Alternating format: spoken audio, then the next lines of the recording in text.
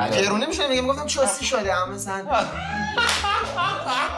چرا اینقدر ویدیوکست و پادکست توی یوتیوب زیاد شده؟ مگه درآمد این مدل محتوا چقدره که اینقدر این مدل کانالا دارن زیاد میشن؟ شاید این سوال توی ذهن شما هم اومده باشه. سلام، خیلی خوش اومدین به کانال یوبر. من غزاله قروی هستم و قراره توی این ویدیو در مورد محتوای پادکست صحبت کنیم و ببینیم که درآمد این کانال ها چقدره و 7 تا از بهترین کانالایی که در حوزه پادکست دارن فعالیت میکنن رو بهتون معرفی کنم و درآمدشون رو از کم به زیاد با هم دیگه بررسی کنیم. ما توی کانال یوبر در مورد دنیای یوتیوبرهای موفق، درآمدشون و اینکه کلا توی یوتیوب چی میگذره صحبت میکنیم. پس اگه به این مدل محتوا علاقه داری حتما کانال رو سابسکرایب کن که ویدیوهای بعدی رو از دست ندی. حالا توی این ویدیو قراره کانالایی رو بررسی کنیم، از کانالی که تازه شروع به فعالیت کرده ولی داره ماهی چند ده هزار دلار در میاره تا کانالی که همین ماه اخیر 20,000 دلار درآمد داشته. البته اعدادی که برای درآمدشون میگم تقریبیه و شامل حمایت مستقیم کسایی که نگاهشون میکنن، اسپانسرشیپ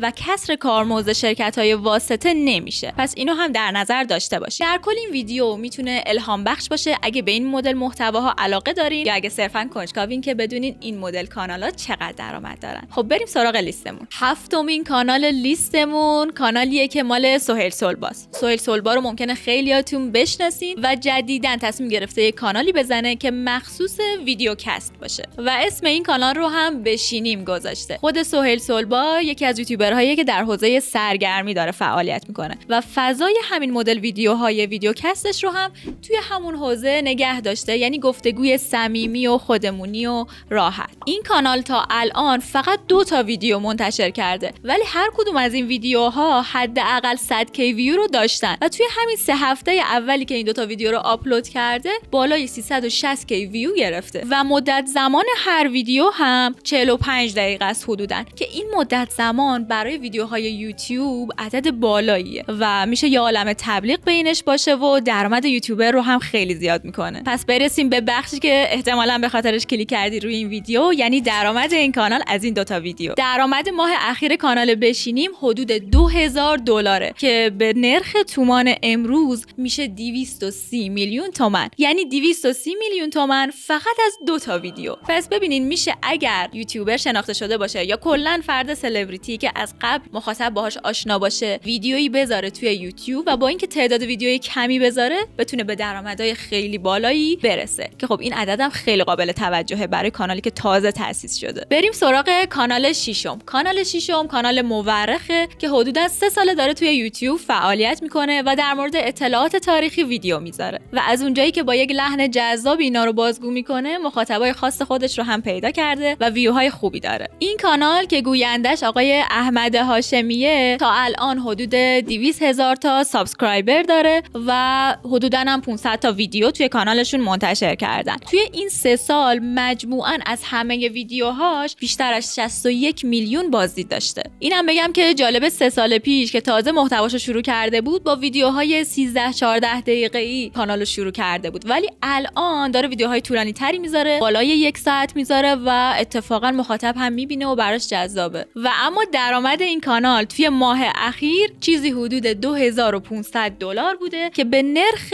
دلار امروز میشه گفت حدوداً 300 میلیون تومان. البته باید برای نرخ دلار بگیم الان چون خیلی سریع داره بالا پایین میشه. بگذریم. یه نکته دیگه‌ای که بخوام در مورد کانال مورخ بگم، آقای احمد هاشمی که دارنده این کاناله یه کانال دیگه هم دارن که در حوزه سینما هستش و اسم اون کانال هم سینما مورخه اگه خواستین ببینین. کانال پنجمی که میخوایم بررسیش کنیم یه کانال معروف و قدیمیه که اگه علاقه‌مند باشین به اطلاعات عمومی و ویدیوهای اطلاعات عمومی رو توی یوتیوب دنبال بکنین حتما این کانال رو دیدین یا حداقل اسمش به گوشتون خورده. اسم این کانال بی پلاسه. بی پلاس فعالیت خودشو از 6 سال پیش به صورت صوتی شروع کرد ولی هرچی که گذشت سمت ویدیو هم اومد و محتواهاشو جذاب‌تر کرد. بی پلاس تا الان توی کانالش 186 تا ویدیو گذاشته و مجموعاً توی این 6 سال 67 میلیون بازدید گرفته. درآمد کانال بی پلاس بدون در نظر گرفتن حمایت‌های مردمی و اسپانسرشیپ حدس میزنین چقدر باشه؟ توی ماه اخیر درآمد این کانال چیزی حدود $4000 بوده که به نرخ دلار همین الانی که داریم ویدیو رو ضبط میکنیم چیزی حدود 460 میلیون تومان میشه. این عدد به صورت کلی عدد قابل توجهیه، ولی از اونجایی که تولید محتوای تخصصی و علمی کار ساده ای نیست و از اونجایی که این کانال هم داره خیلی وقته که فعالیت میکنه، میشه گفت نسبت به زحمتی که میکشن که بخوایم مقایسه کنیم با کانال‌های سرگرمی که خیلی سریع بالا میان و بازدیدهای خیلی زیادی دارن، خیلی هم عدد بزرگی نیست. چون همونطور که توی ویدیوهای دیگه گفتیم درآمد کانال‌های سرگرمی خیلی بیشتره که میتونین توی پلیلیست کانالمون درآمد اونها رو هم ببینین. کانال چهارمی که میخوام بهتون معرفی کنم کانال دیپ پادکسته. کانال دیپ پادکست هم به نسبت از قدیمی‌های یوتیوب فارسیه و حدوداً 5 ساله که داره فعالیت میکنه و خودشونو توی کانالشون اینجوری معرفی میکنن که دیپ پادکست موضوعاتی رو بیان میکنه که هیچ کس تا حالا بیان نکرده و واقعاً هم ویدیوهای باحالی دارن. من که خودم از طرفدارای این کانالم، هم دیپ پادکست هم بی پلاس. پیشنهاد میکنم اگه به موضوعات اطلاعات عمومی علاقه دارین یه سری به این کانال‌ها هم بزنید. بریم سراغ درآمد این کانال که این کانال با بیشتر از 280 تا ویدیویی که منتشر کرده در مجموع حدود 72 میلیون بازدید تا الان داشته و درآمد این کانال فقط از یوتیوب چیزی حدود $5000 که میشه چیزی حدود 600 میلیون تومان. حالا که تا اینجای ویدیو رو دیدید، اگر دوستش داشتید حتما لایک کنین و توی کامنت ها بهم بگین که کانال مورد علاقه پادکست شما چیه. و البته 3 تا از جذاب ترین کانال هایی که هنوز میخوام بهتون معرفی کنم موندن، پس آخر ویدیو رو ببینین که اونا رو از دست ندید. سومین کانال کانالیه که احتمالاً خیلیاتون باهاش آشنا باشین، کانال دوگ نباش که یکی از معروف ترین کانالای یوتیوب فارسیه. کانال دوگ نباش کانالیه که کوروش و ایمان که معروف به کومان هم هستن با همدیگه راجع به زندگی شخصی و کاریشون صحبت میکنن و توی بعضی از قسمت‌هاش هم میا پلیز هم حضور داره که اون قسمت‌ها اتفاقاً جزو پربازی ترین قسمت‌هاشون معمولاً میشه. کانال دوگ نباش تا الان چیزی حدود 240,000 تا سابسکرایبر داره و 111 تا ویدیو توی کانالشون منتشر کردن. با این تعداد ویدیو و سابسکرایبر درآمدشون فقط از یوتیوب چیزی حدود $10,000 یا به تومان اگه بخوایم بگیم 1,150 میلیون تومانه، یعنی چیزی حدود 2 برابر شاید کانالی که تا الان معرفی کردیم. همونطور که میبینین درآمد کانال وقتی که کانال سرگرمیه از اونجایی که بازدیدهاشون هم خیلی بالاتره از کانال هایی که دارن اطلاعات عمومی کار میکنن یا محتوای تخصصی کار میکنن خیلی بیشتره. چرا؟ خب به خاطر اینکه مخاطب عامتری دارن و تعداد بیشتری آدم ویدیوهاشون رو میبینن، پس درآمدشون هم بیشتر میشه. البته یه پرانتزی رو هم اگه بخوایم باز کنیم، پادکست معمولا یه تم علمی همیشه داشته و مدل ویدیوهایی که دارن در مورد زندگی شخصی و کاری و این چیزا صحبت میکنن بیشتر میشه اسمشو گذاشت چیت چت یا گپ زدن این مدل‌ها. ولی خب از اونجایی که مصطلح شده به اسم پادکست، برای همین ما هم توی لیستمون همه اینها رو در نظر میگیریم. من خودم قبل از اینکه این محتوا رو درست بکنیم فکر میکردم کانال دوگ نباش کانال اولی باشه که پردرآمدترین کانال توی این لیستمون باشه، اما جالبه که رتبه سوم رو گرفته. حدس میزنین که رتبه دوم و اول مال چه کانال هایی باشه؟ دومین رتبه برای کانال روک مجید واشقانی. کانال روک با اینکه فقط 7 ماهه که فعالیتش رو توی یوتیوب شروع کرده، اما بازدیدهای خیلی خوبی داشته، ویدیوهایی داشته که میلیونی هم بازدید داشتن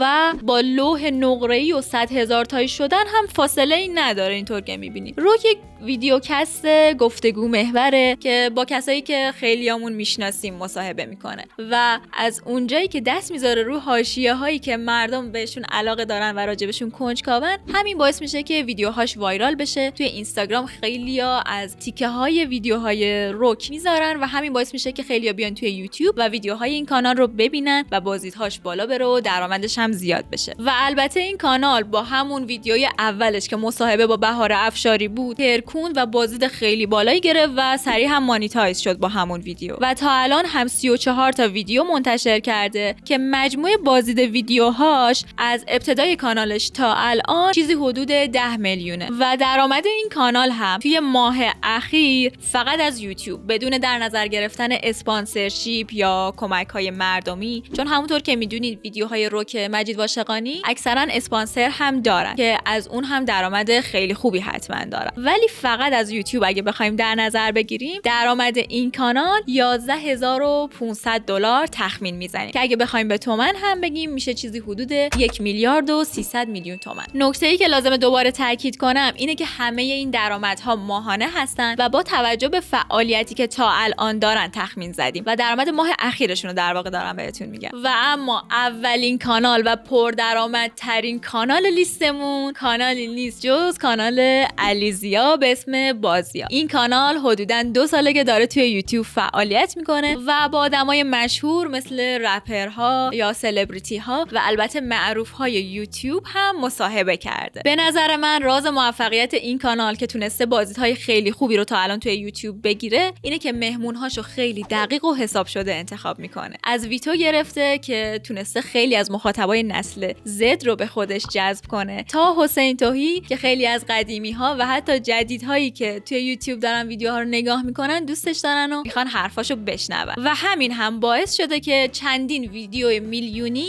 بازیا توی کانالش داشته باشه و مصاحبه با شایع و آشتی دادن شایع و مهیار هم یکی از جذابترین ویدیوهای کانال بازیا بود که جزو پربازدیدترین ویدیوهای کانالش هم هست. شما همون مدل ویدیوها رو دوست داشتین یا مخاطبش نیستین؟ کانال بازیا تا الان چیزی حدود 280,000 تا سابسکرایبر داره و 327 تا ویدیو گذاشته. مجموع بازدیدهای این کانال از اول تا الان چیزی حدود 51 میلیون بازدید بوده. اما قبل از اینکه بریم سراغ درآمد جذاب کانال بازیا، اگر این ویدیو رو دوست داشتی حتما دکمه لایک رو بزن. درآمد کانال بازیا بدون در نظر گرفتن اسپانسرشیپ که اتفاقا کانال بازیا هم معمولا چندین اسپانسر برای ویدیوهاش داره، حالا اگه اونا رو در نظر نگیریم توی ماه اخیر صرفا درآمدش از یوتیوب چیزی حدود 20,000 دلاره که به تومان الان میشه چیزی حدود 2 میلیارد و 300 میلیون تومان.